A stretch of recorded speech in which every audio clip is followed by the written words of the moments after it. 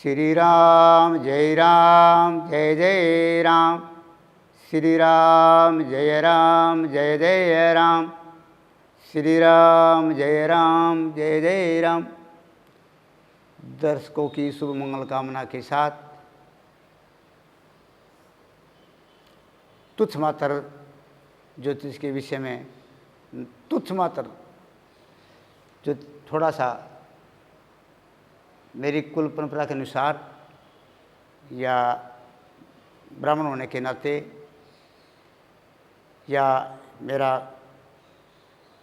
कर्म अधिकार सिद्धि के लिए ज्योतिष में थोड़ा सा तुच्छ मात्र ज्ञान रखता हूँ।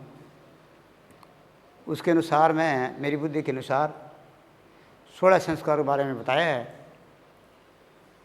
कोई त्रुटि हो तो उसके लिए विद्वानों से क्षमा प्रार्थी हूँ, विद्वान लोगों से, ब्राह्मणों से। तथा फिर भी मैं 16 संस्कारों की थोड़ी सी पुनरावृत्ति करता हूँ। इस 16 संस्कार के अंतिम भाग में मुख्य विशेष होता है गर्भाधान संस्कार। अगर गर्भाधान संस्कार भली भांति सही विधि से शुभ मुहूर्त में किया जाए तो बस उस दंपति का कल्याण है, उस दंपति का जीवन भी सार्थक है, उस दंपति का विवाह करने का ही वो जो है सार्थक है, उसके ब्याह करने का अर्थ मिलता है। पूत सपूत क्यों धन संचय, पूत कपूत तो क्यों धन संचय। तो देखो, रजो निवृत्ति के उत्पन्न के बाद माता बहनें के जो रजो काल है उसकी निवृत्ति के उपरांत 16 दिन तक वो माता बहन ऋतुमती होती है। उसको ऋतुकाल माना जाता है। 16 दिन तक 16 दिन तक गर्भ रहने की संभावना है, उसके बाद नहीं। उसमें 4 रात्रि को छोड़ करके 16 रात्रि तक गर्भाधान है। जो मैंने बताया भी था कि जैसे सम रात्रि में गर्भ रहे तो पुत्र, विषम में रहे तो कन्या, और गर्भाधान में चौथ यानी चतुर्थी, षष्ठी, छठ, आठवीं, नौवीं, 14 पुण्य और मावस तिथियाँ छोड़ दें। विशेष करके इतना न हो तो कृष्ण पक्ष की 14 और मावस और चौथ और नौवीं ये छोड़ दें, और कम से कम कृष्ण पक्ष की 14 और मावस तो विशेष निषेध है, और मंगलवार शनिवार भी छोड़ दें। तथा मैंने नक्षत्र भी बता दिए हैं। गर्भाधान में रोहिणी, मृगशिरा, उत्तरा भाद्रपदा, हस्त, स्वाति, अनुराधा, उत्तराषाढ़ा, श्रवण, धनिष्ठा, शतभिखा, उत्तर भाद्रपदा ये उत्तम है। अश्विनी, पुनर्वसु, पुख्य, चित्रा है मध्यम है। श्राद्ध का दिन न हो, भद्रादि नहीं हो, शुद्ध मन से, और रात्रि के 10 बजे से लेकर के दूसरे प्रहर से लेकर के और रात्रि के तीसरे प्रहर तक मानी 4 बजे तक ये दिन में न हो। गर्भाधान का मुहूर्त दिन में होना निषेध है, रात्रि के काल में, और पति पत्नी के शुभ चंद्रमा देख करके गर्भाधान संस्कार किया जाए। इसी प्रकार से तीसरे महीने में, गर्भ के तीसरे महीने में समावर्तन संस्कार, छठे आठवें महीने में, छठे आठवें में जो है वो पुंसवन संस्कार, और मैंने बताया नामकरण संस्कार, जातकर्म संस्कार, नामकरण संस्कार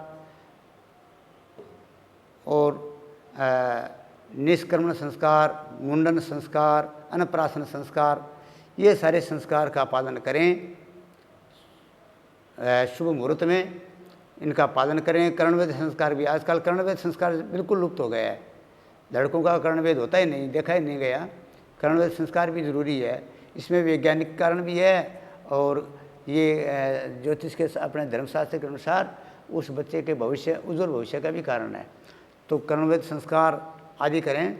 और ब्राह्मण, क्षत्रिय, वैश्य इनके लिए यज्ञोपवीत संस्कार भी है, और जिनको यज्ञोपवीत का अधिकार नहीं है वह अपनी पूजा में सफलता के लिए, अपने परमात्मा में प्राप्ति के लिए, अपना जीवन उज्ज्वल बनाने के लिए जो है वो जो अपना सूर्य भगवान कम से कम सूर्य भगवान को अर्घ दें।